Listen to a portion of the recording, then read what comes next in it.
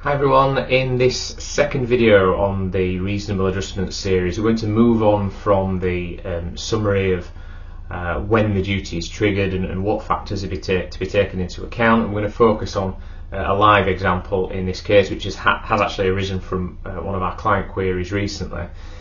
This is an employee in social care, so she works in a supported living environment and has requested, due to physical impairment, to take a 10-minute break every hour. So that's 10 minutes taken away from having to provide caring facilities for a disabled service user in a property that there are a couple of colleagues working in as well. So we have to question whether or not that is a reasonable adjustment. And the first part of the test we focus on is whether those steps would be effective in preventing the substantial disadvantage.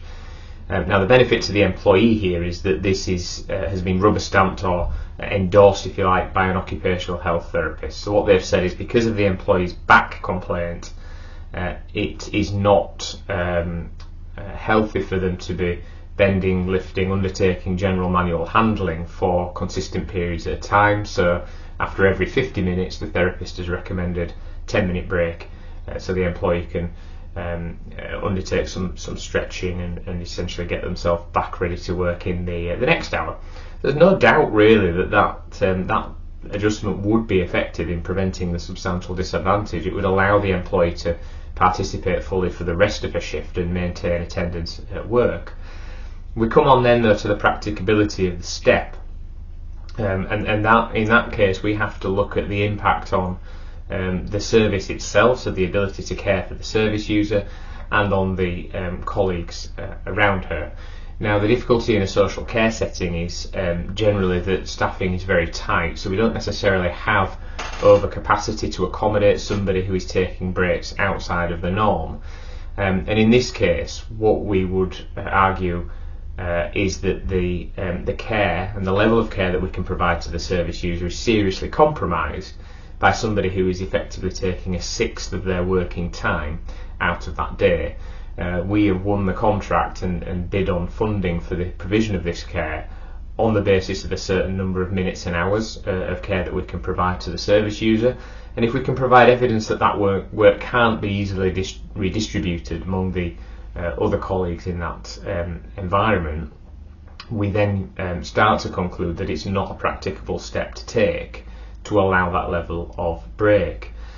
We then look at the financial and other costs and the extent of any disruption. That kind of comes back to the practicability point. The disruption to the care for the service user will be so significant that we may not be able to provide what we set out to in terms of that level of care. And there would be a cost implication as well, because arguably to provide that level of care we would have to provide additional support, additional costed support into that property, which is not proportionate, particularly when considering how the contract itself is funded and the probable low profit margins that the business is able to achieve on that particular contract.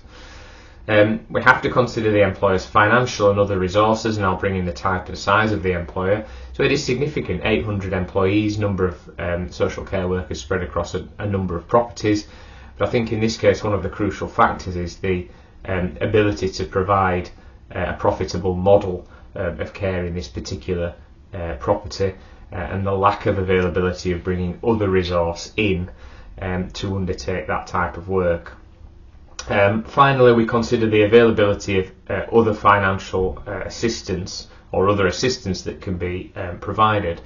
What might be helpful there is to refer back to occupational health and say, well, it's not possible to provide these 10-minute breaks, but is there something which the employee can wear, for example, which might assist with their back complaint? Is there physio that can be undertaken outside of work which might improve the back complaint, or is there any other treatment or medication that can be provided?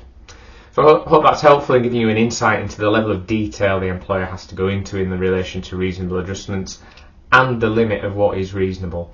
We'll explore 2 case studies in further videos, but if you need anything specifically in relation to this area or employment law generally, please do get in touch. Visit the website chadwicklawrence.co.uk or email employmenthub@chadlaw.co.uk. Thank you.